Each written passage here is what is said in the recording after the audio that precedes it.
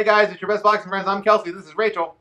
I wanted to bring up just a small little thing that I heard at the press conference after the Joshua Ruiz fights on Saturday night, and what it was this. First of all, let me say, I am so happy for Ruiz. I just all of a You sudden know how to can't say say it. Ruiz. We live in Texas. I You've just all met of a like sudden thousands of Ruizes. just can't say the word.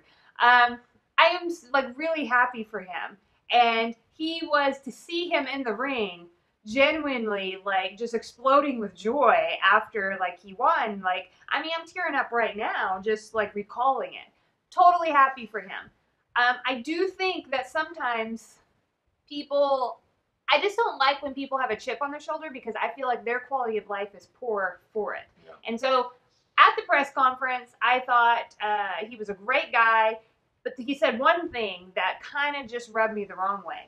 And what he said was about being underestimated.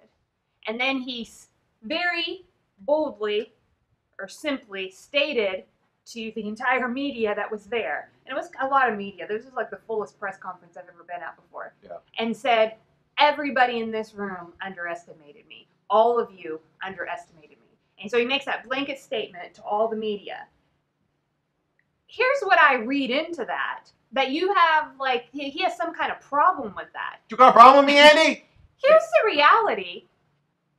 Are you telling me that you don't ever underestimate anybody in all of sports? I'm going to assume that Ruiz watches other various sports in his life. Has there never been another upset where he thought the winner was, the favorite was going to win and they didn't? So, in turn, he underestimated. Now, when he underestimated the team or person that actually won, does that mean he had any ill will towards that person? Yeah. Did he think badly of them? Was he, I don't know what that means, but it seemed to have some tone of disdain to it, and I don't appreciate that because here you are. I appreciate all the hard work that all boxers put into their craft wherever they're at in their careers. But you just, when you step into the ring with somebody who is who has proved themselves in the ring, they are the unified heavyweight champion. And you had fought tooth and nail, but lost by the judges' scorecards to a fighter that Anthony Joshua beat. Right. It is absolutely completely reasonable that you were not favored to win this fight, and everybody in that room didn't think that you would win the fight. It is just completely reasonable, and I guess I take a little bit of offense that here I am so happy for you, and then it was just one statement, so I don't want this to color the whole press conference, but it just rubbed me the wrong way because yes, you hadn't proved yourself. Yeah. This is part of the whole thing of sports. You get opportunities to prove yourself before people jump on your bandwagon. And that is completely reasonable. It's just how it works. And I guarantee you, Andy Ruiz himself does this very same thing. Yeah, Andy. And you know what? It's also factually incorrect because I think there were a small portion of the media, but not maybe the majority, but there were people in the media who thought that he was a better opponent than Jerome Miller, that he was a good fighter who could and would give Joshua a lot of problems. They probably still didn't pick Andy Ruiz to win the fight, but there's only two people, Andy, and you weren't the gold medalist in the Olympics, and you hadn't defeated Vladimir Klitschko, right? These are all good reasons to think that you weren't going to win the fight. To quote unquote underestimate Andy Ruiz. Yeah. I just want to point out how many other people in the history of sports have been quote unquote underestimated. Who would have thought Brett Favre would be what Brett Favre ended up being? Yeah. You know what I mean?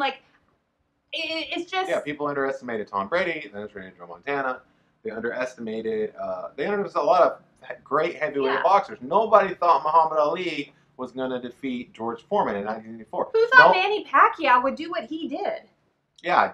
Nobody thought Manny Pacquiao was going to beat Oscar De La Hoya. Yeah. Nobody thought Evander Holyfield was going to beat Mike Tyson. So technically, Manny Pacquiao, underestimated. Yeah. Yes, but that's just part of life because when you come into a sports situation, we're all inclined to make estimations. So it doesn't matter if you underestimate. It's just it's actually fantastic because that's the drama of the sport. that is like what makes this win so amazing for Andy Ruiz, is that he's the underdog that took the day.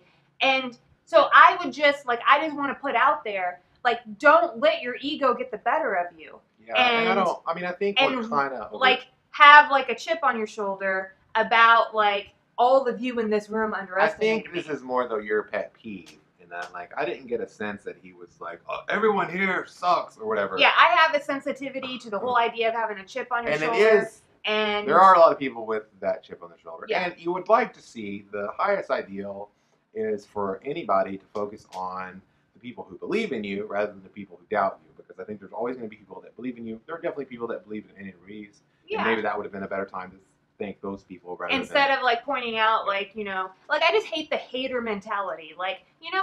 Forget about your haters and just move on with your life because it's not worth your time, because guess what? All your haters don't care. They go on living their lives and you've just wasted your time and energy focusing on that, and it's a waste of time. What's not a waste of time is you, our best boxing friends, liking, commenting, subscribing to Real Talk with Kelsey and Rachel. That's who we focus on. You. Yes. Our supporters, the people that we love and you love back. We hope. We thank you so much for watching our show and keep coming back. It works if you work it. That's a different slogan. I'm sorry. Okay.